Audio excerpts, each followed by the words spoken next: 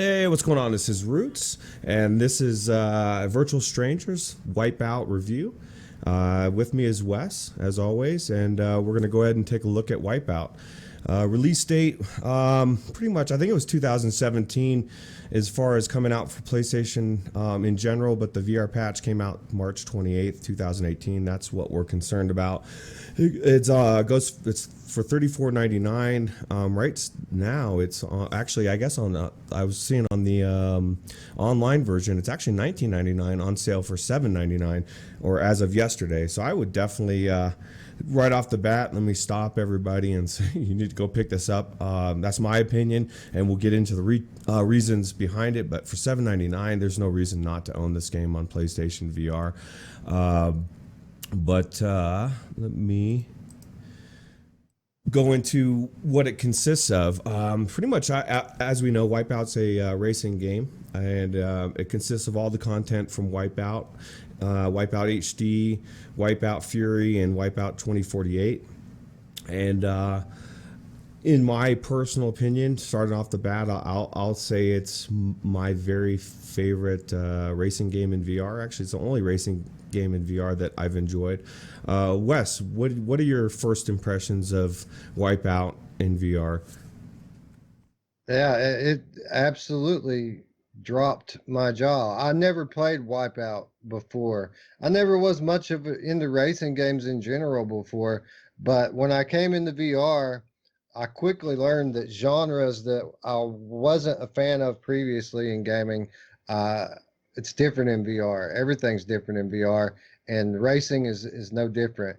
And wow, what a stunning game this turned out to be. They just kind of announced the VR patch from out of nowhere. The Wipeout Omega collection at the time happened to be a bargain bin game. It was something that was relegated to the used bin for $10 at a pop to get the physical copy, and people just weren't playing it very much anymore. And then out of nowhere, Sony announces the VR patch for it. We get it. People try it, and it's amazing. It's a collection of three AAA level racing games from PlayStation past, and it's a bunch of different courses, customizable.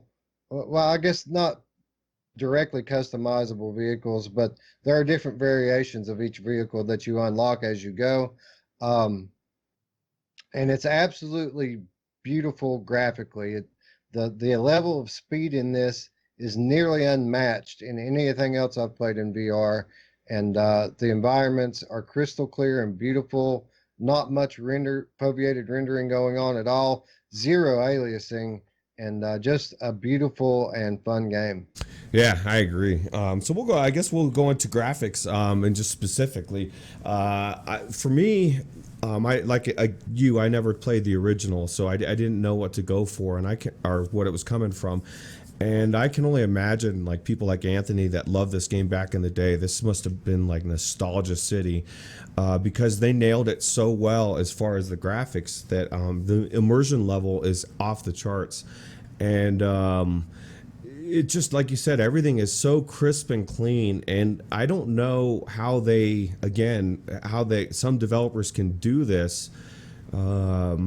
They're just very talented, because I'm using a PS4 regular. I'm not using a Pro, and it looks amazing. So much so that I bought this when I got my PlayStation 4. I bought it, or the VR. I bought it day one, and I played a little bit, and I kind of wrote it. I forgot about it, and I went back into it to try it for this week, because I decided to pick it, and I was blown away. I went in going in thinking, okay, I'm going to play for 15-20 minutes just to get a feel of it, and I'll come back later. I spent over an hour doing the campaign mode, and then I started going into the regular matches. I must have spent almost 2 hours in this game, not even with the blink of an eye. And it just graphically, I'm very impressed. I mean, obviously, what do you think we're on the graphics? Do you think they're as good as I was saying?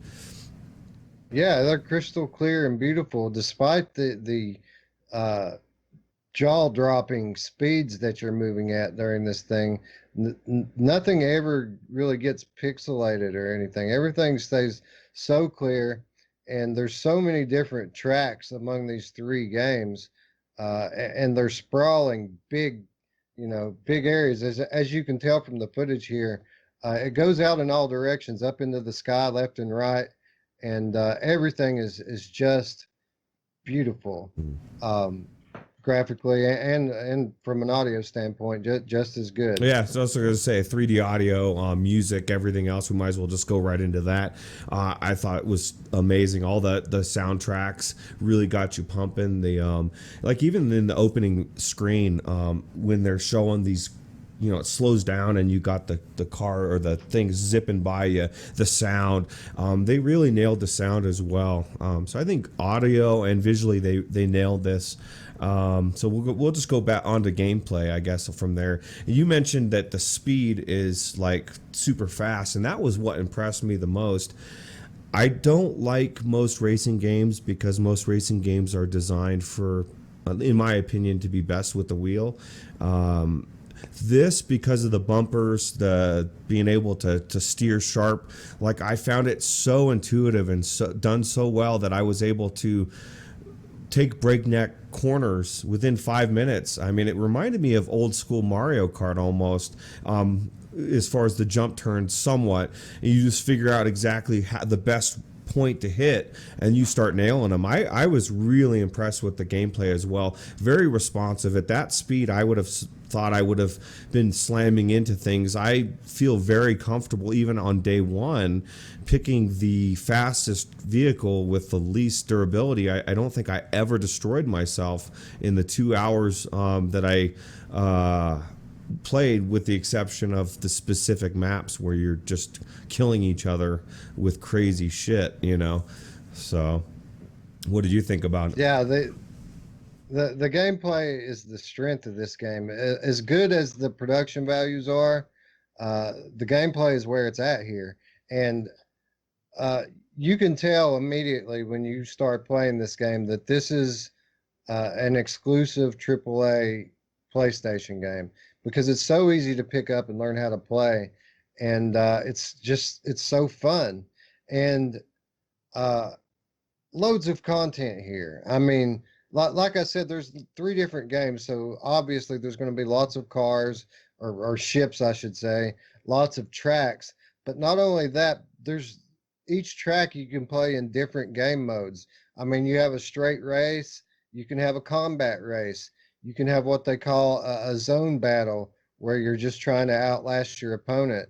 And then there's even another type of zone battle where the graphics change and get all trippy. You start slowly, and the speed gradually increases, and all you have to do is stay on the track, and it's just a survival type event where you go until you wreck. Wow. The thing gets faster and faster and faster. The graphics are all trippy, and it's hard to get your bearings, especially in VR, And so you have all these different game modes, right? And all these different tracks across these three different games. This game also supports multiplayer, up to 8-player multiplayer with this, online multiplayer, with party mode. So you can party up with your friends just in the main PlayStation OS, outside of any game. You can go into a party with your friends. And if you start this game after you've created a party, it'll bring your friends with you. So they don't all have to go in and get everything set up and join your game. You go into the game, you set up how you want the tournament to be, or the single race, or whatever you want to do, and they just kind of follow you into the game. So absolutely 100% fun game, a must own for anybody who has a PlayStation VR.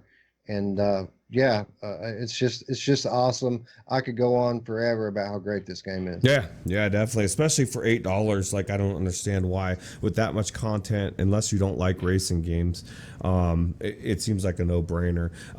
Obviously, let's talk replayability. It's a racing game. Every race is different. I would imagine that we both would concede that it's got replayability, especially with multiplayer friends. Like that was the feel that I had. I never went online. I played against the AI, but I got that old school Mario feel, like where you're about to hit the finish line and the computer comes and fucks you over, missiles you, or somehow zips by at the last second. So I can only imagine that online is just complete chaos. And I'm going to be playing a lot more of this game, and I'm kind of kicking myself because it's been almost a year. I've had that game and I've barely played it. As Anthony would say, barely scratched the surface. But it's definitely, like I said, the best racing game I've played in VR.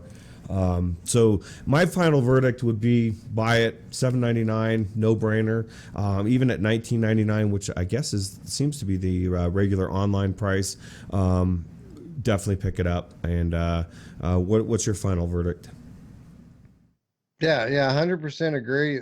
This game goes on sale a lot, and it's so good that there's no excuse for anybody who has PlayStation VR not to have this game. And with the replayability, real quick, we do these reviews on here, and we try to judge replayability, and we talk about it a lot, but a lot of the time it's just hypothetical replayability. Would you play this Mm-hmm. game again? And we say that we would or we wouldn't based on what a game is. But I can tell you this game in particular has great replayability because I play this game all the time. I've spent more hours probably in this game than 95% of the other VR games I have. I just played it the other day with my daughter because it's so fast and easy to get into, and it's always fun. It never gets old. So 100%, it's very replayable, and I highly recommend it. It's one of the must-own titles for PlayStation VR. Yeah, definitely, definitely. All right, so I guess it's a thumbs up from both Wes and myself. Pick it up even at full price. Definitely better on sale. So I guess if you like what you see, definitely subscribe, like, or dislike if you don't like it, and join our Discord. Give us some insight into what you'd like to see in our show, and I guess we'll see you next time. Yeah, thanks for Yep, watching, take it guys. easy.